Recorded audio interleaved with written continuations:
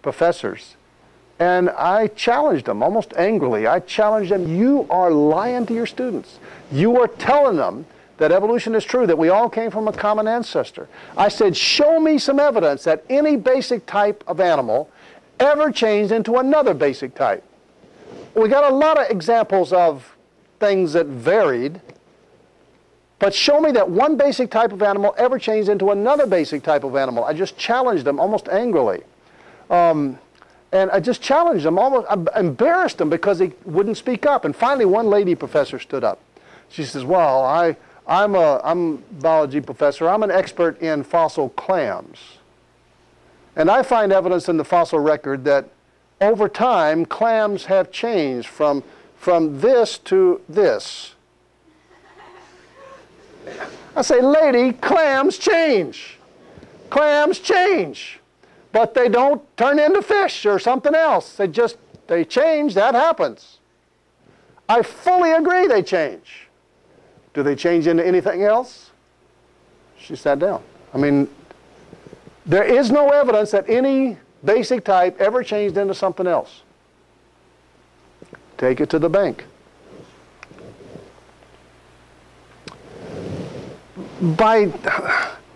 If the fish change into amphibians, I mean, that's a big change. A fish and amphibians are somewhat alike. They both have backbones. They're both vertebrates. We're vertebrates too.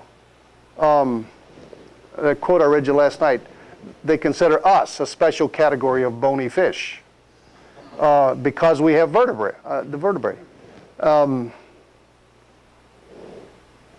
But, okay, if a fish evolved into an amphibian, they would be documented in successively overlying layers of strata. The layer of strata down here at the bottom, down here, certainly was laid down before the layers of strata up here, okay? And so as you come up the geologic column, you're getting into ever more recent strata. Got it? It's the pancakes laid down one after the other, and the pancake that got laid down at the bottom, that was before the pancake at the top. I mean, it's just simple. But, okay, here's an illustration. This is the most amphibian-like fish. There are some fish that have little chips of bone out in their fin. It's called the cryptorhynchian fish. And here's the most fish-like amphibian. It's called the labyrinthodont amphibian. That's the most fish-like amphibian that has the most fish-like characteristics, and that's the most amphibian-like fish. It's fully a fish, fully an amphibian, but the one that looks the most like. Okay?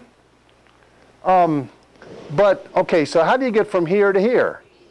You should get more and more amphibian-like traits as you come up to the next layer of strata.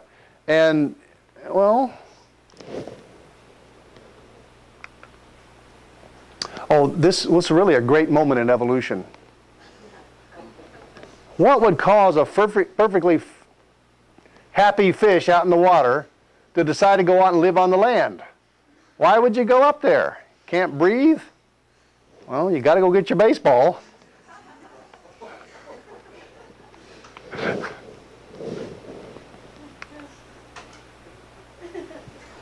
Paleontology, the study of the fossil record. Here's a quote from this fellow named David Kitts. When I was on the faculty at the University of Oklahoma, he was also on the faculty. He and I were colleagues. We were kind of friends. I mean, he's a dyed-in-the-wool evolutionist, a leading evolutionist. He writes articles in the journal Evolution, for instance. And he knew I was a creationist, and we had many wars, shall I say. It was a friendly confrontation, and we were sort of friendly. But he was an honest man, and he was a good scientist. I really enjoyed my interaction with him, but he wrote in the Journal of Evolution, about that time, actually, he says, now he's an expert on the fossil record. That's his PhD, is in paleontology. He says, despite the bright promise that the study of the fossil record provides a means of seeing evolution, the fossil record has presented some nasty difficulties for evolutionists. Quote goes on, one of the most notorious of those difficulties is the presence of gaps in the fossil record.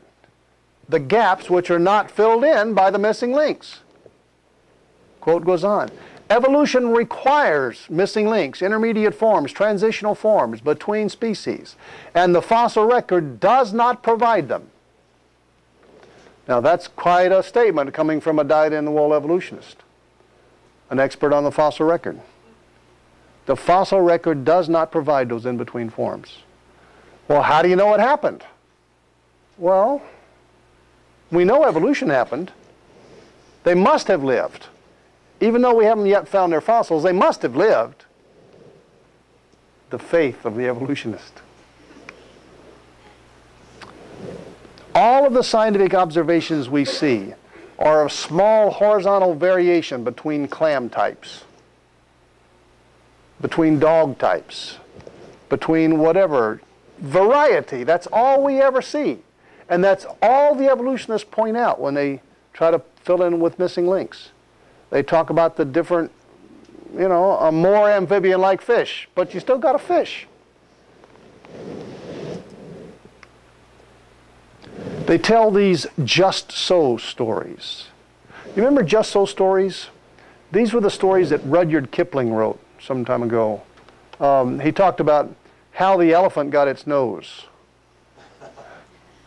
Stories like that. You know, this animal went down to the lake to get a drink of water, and as he got down there, a crocodile grabbed him by the nose and pulled and pulled and pulled and pulled, and he got a long nose. And it happened just so, dearly beloved. Those were the just so stories. And there were a lot of them. They were really cute stories. But they made a point. They made a point.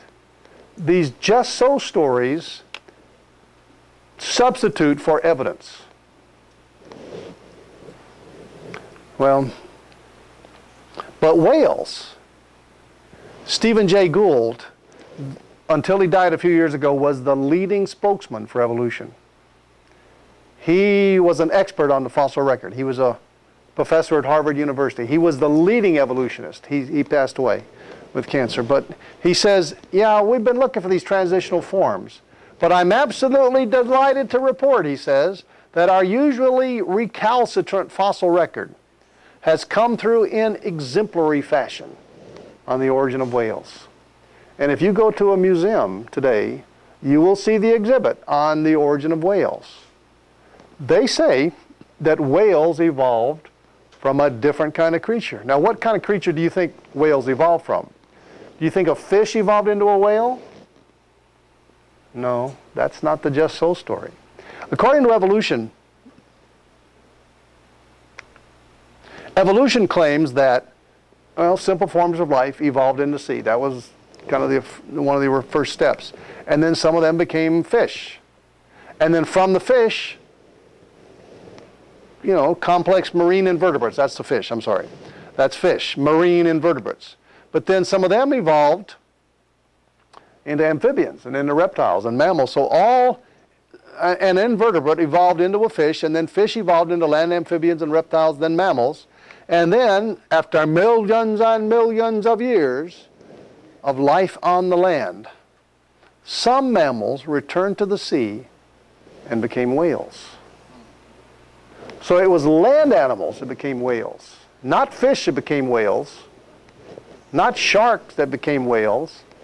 It was fish that became amphibians, which became reptiles, which became mammals, some of which became whales, because whales are mammals. They nurse their young. I mean, they're mammals. Well,